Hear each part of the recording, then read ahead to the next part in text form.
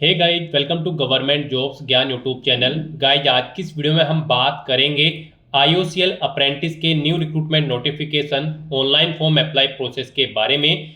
जी हाँ दोस्तों, Indian oil corporation limited ने यहाँ पर अप्रेंटिस के 1770 खाली पदों को भरने के लिए नोटिफिकेशन रिलीज कर दिया है। कैसे आप इस भर्ती में पार्टिसिपेट करने के लिए अपने फॉर्म अप्लाई कर सकते हो बिना कोई मिस्टेक किए हुए, इसकी पूरी जानकारी हम आपको स्टेप बाय स्टेप रजिस्ट्रेशन से लेकर प्रिंट तक इस वीडियो में देंगे। बस आपको इस वीडियो को स्किप के बिना शुरू से लेकर एंड तक देखना है। उसके बाद वीडियो पसंद आए तो इसे लाइक और शेयर कर दें। चैनल पर नए हो तो इसे सब्सक्राइब कर लें। साथ ही साथ आपको फॉर्म अप्लाई करते हुए जो भी प्रॉब्लम फेस हो रही है उन सभी का हल आपको इस वीडियो में मिल जाएगा।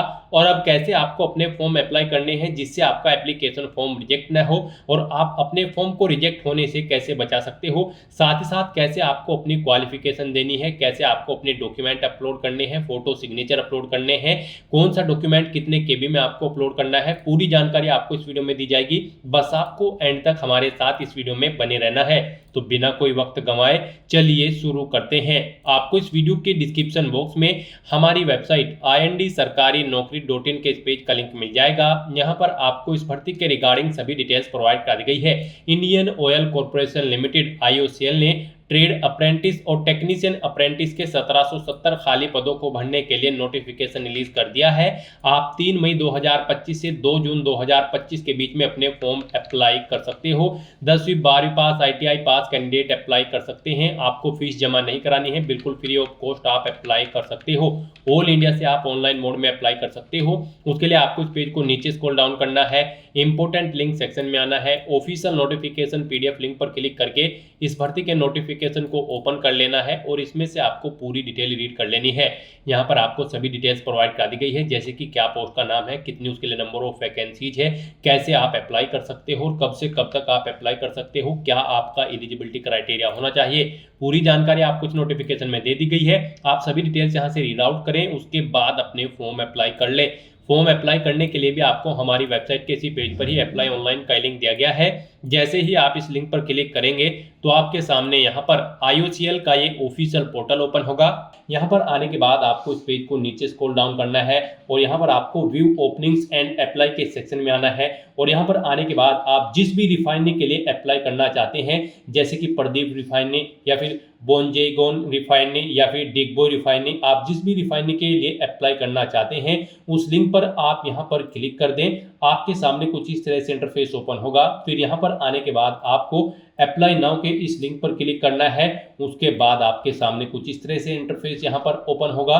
गाइस, यहाँ पर आने के बाद आपको ये कुछ जनरल इंस्ट्रक्शंस रीड कर लेने हैं और उसके बाद फिर आपको नेक्स्ट के इस ऑप्शन पर क्लिक कर देना है।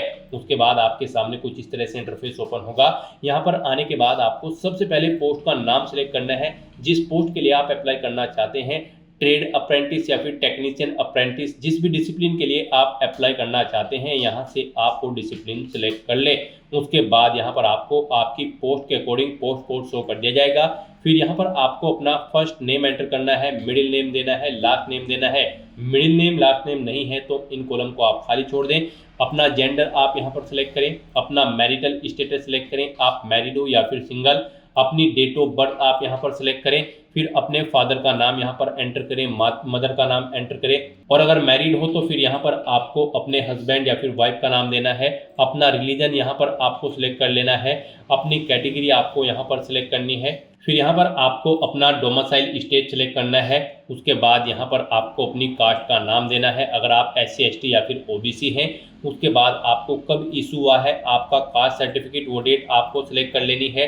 फिर यहाँ पर आपको अपनी कास्ट सर्टिफिकेट इशूइंग अथॉरिटी किसने आपको इशू किया है, तहसीलदार, पटवारी या फिर कानूगो, उस डेजिग्नेशन का नाम यहाँ पर आपको देना है। फिजिकली हैंडीकैप्ड हो तो आप यस करेंगे, अपनी हैंडीकैप का यहाँ पर आप टाइप सेलेक्ट करेंगे और उसकी परसेंटेज देंगे, नहीं है तो आप नो ऑप्शन सेलेक्ट करेंगे। फिर यहाँ पर आपसे पूछा गया कि क्या आपको इससे पहले कभी आईओसीएल की किसी भी रिफाइनरी के अंतर्गत फिजिकली फिट नहीं पाया गया है। अगर नहीं पाया गया है तो आप यस करें, नहीं तो आप नो ऑप्शन सेलेक्ट करें। उसके बाद आपसे पूछा गया है कि क्या आपको कभी मेडिकल फिटनेस का इशू हुआ है आईओसीएल की किसी भी भर्ती में, आप अगर प्री एम्प्लॉयमेंट है तो यहाँ पर आप यस करेंगे, नहीं तो नो ऑप्शन सेलेक्ट करेंगे। आपको कभी अरेस्ट किया गया है तो आप यस करेंगे और फिर नहीं किया गया है तो आप नो ऑप्शन सेलेक्ट करेंगे यस। अगर आप यहाँ पर किसी ऑप्शन में सेलेक्ट करते हैं तो उसकी डिटेल आपको यहाँ पर दे देनी है। उसके बाद यहाँ पर आपको अपना कोरोस्पोंडेंस एड्रेस देना है। कोरोस्पोंडेंस एड्रेस में यहाँ पर आपको अपना एड्रेस देना है, सिटी देनी है, मोबाइल नंबर देना है, ईमेल आईडी आपको देनी है। फिर यहाँ पर आप अपना पिन कोड एंटर करें, लैंडलाइन नंबर है तो वो आप एंटर कर दे, ऑप्शनल ईमेल आईडी आप एंटर करना चाहते हैं तो वो एंटर कर दे। अपना स्टेट सेलेक्ट करें, नियरेस्ट रेलवे स्टेशन यहाँ पर आप अपना दें और फिर यहाँ पर आपको अपने सिग्नेचर और फोटो अपलोड करने हैं। यहाँ पर आपके जो सिग्नेचर होंगे वो जेपीजी फॉर्मेट में होने चाहिए। हाइट उनकी 40 पिक्सल, विड्थ 150 पिक्सल और उनका साइज 4 KB से कम नहीं होना चाहिए। और यहाँ पर आपको चूज फाइल बटन पर क्लिक करना है, फाइल को सिलेक्ट करना है, उसके बाद click to upload signature option पर क्लिक करके अपने सिग्नेचर अपलोड कर देने हैं। उसके बाद आपको अपना फोटो अपलोड करना है। फोटो भी यहाँ पर आपका जेपीजी फॉर्मेट में होना चाहिए। हाइट उसकी 125 पिक्सल, विड्थ 95 पिक्सल और साइज उनका 10 KB से कम नहीं होना चाहिए। तो यहाँ पर भी आकर आपको चूज फाइल के इस ऑप्शन पर क्लिक करना है। उसके बाद आपको क्लिक टू अपलोड फोटो के ऑप्शन पर क्लिक करना है और अपना फोटो यहाँ पर आपको अपलोड कर देना है। इस तरह से यहाँ पर आपको अपना फोटो सिग्नेचर अपलोड कर देने हैं और फिर गाइज आपको नेक्स्ट के इस ऑप्शन पर क्लिक कर देना है। नेक्स्ट यहाँ पर आपको अपनी क्वालिफिकेशन की डिटेल प्रोवाइड करानी है। यहाँ पर आप ऑफिशियल नोटिफिकेशन से चेकआउट कर सकते हो कौन सी पोस्ट की कौन सी ट्रेड के लिए क्या आपकी क्वालिफिकेशन रिक्वायर्ड है। जैसे कि ट्रेड अप्रेंटिस फिटर के लिए अगर आप अप्लाई करते हैं तो आपका 10वीं क्लास पास आउट होना जरूरी है, प्लस आपके पास ITI का डिप्लोमा होना जरूरी है 2 साल का रिलीवेंट ट्रेड के अंतर्गत यानी कि फिटर ट्रेड में। और अगर आप ट्रेड अप्रेंटिस बॉयलर की पोस्ट के लिए अप्लाई करते हो तो आपके पास 3 साल की बेसिक की डिग्री होनी जरूरी है मैथ्स, फिजिक्स, केमिस्ट्री के अंतर्गत। तो यहाँ से आप ऑफिशियल नोटिफिकेशन में से चेकआउट कर सकते हो कौन सी ट्रेड और पोस्ट के लिए क्या आपका एजुकेशनल क्वालिफिकेशन होनी चाहिए। और साथ ही साथ गाइस यहाँ पर आपका रजिस्ट्रेशन होना जरूरी है NAPS या फिर NATS पोर्टल पर। अगर आप यहाँ पर पोस्ट कोड 101, 2, 3, 8, 9, 110 और 11 के लिए अप्लाई करते हैं तो फिर यहाँ पर आपका अप्रेंटिसशिप इंडिया NAPS के पोर्टल पर रजिस्ट्रेशन होना जरूरी है। और अगर आप पोस्ट कोड 104, 5, 6 और 7 के लिए अप्लाई करते हो तो फिर आपका NATS के पोर्टल पर रजिस्ट्रेशन होना जरूरी है। कैसे आप रजिस्ट्रेशन कर सकते हो, इसके लिए आपको इस वीडियो के डिस्क्रिप्शन बॉक्स में NAPS पोर्टल और NATS पोर्टल पर रजिस्ट्रेशन की वीडियो के लिंक मिल जाएंगे जिनको वॉच आउट करके आप चेकआउट कर सकते हो कि कैसे आप अपना रजिस्ट्रेशन यहाँ पर NATS या फिर NAPS के पोर्टल पर कर सकते हो। साथ ही साथ आपको हमारी वेबसाइट के इसी पेज पर ही आपको रजिस्ट्रेशन एट NAPS पोर्टल और रजिस्ट्रेशन एट NAPS पोर्टल का लिंक दिया गया है। यहाँ पर आप इन लिंक्स पर क्लिक करके जिस भी पोर्टल पर रजिस्ट्रेशन करना चाहते हो रजिस्ट्रेशन कर सकते हो। तो दोस्तों यहाँ पर आपको अपनी क्वालिफिकेशन चेकआउट कर लेनी है और उसके बाद अपनी क्वालिफिकेशन की डिटेल यहाँ पर आपको एंटर करनी है। यहाँ पर आपसे पूछा गया कि क्या आपका रजिस्ट्रेशन है, यहाँ पर आपको ये ऑप्शन सेलेक्ट करना है। फिर यहाँ पर आपको बोर्ड ऑफ अप्रेंटिसिंग ट्रेनिंग या फिर बोर्ड ऑफ प्रैक्टिकल ट्रेनिंग या फिर रीजनल डायरेक्टर अप्रेंटिसशिप ट्रेनिंग आपको आपकी पोस्ट के अकॉर्डिंग यहाँ पर ऑप्शन शो हो जाएंगे। आप यहाँ से अपनी बॉडी सिलेक्ट करें जिस पे आपने यहाँ पर रजिस्ट्रेशन किया हुआ है। फिर यहाँ पर आपको अपना रजिस्ट्रेशन नंबर एंटर करना है जो आपने NAPS या फिर NATS के पोर्टल पर रजिस्ट्रेशन किया था। उसके बाद आपको एक नंबर मिला होगा, वो रजिस्ट्रेशन नंबर आपको यहाँ पर एंटर करना है।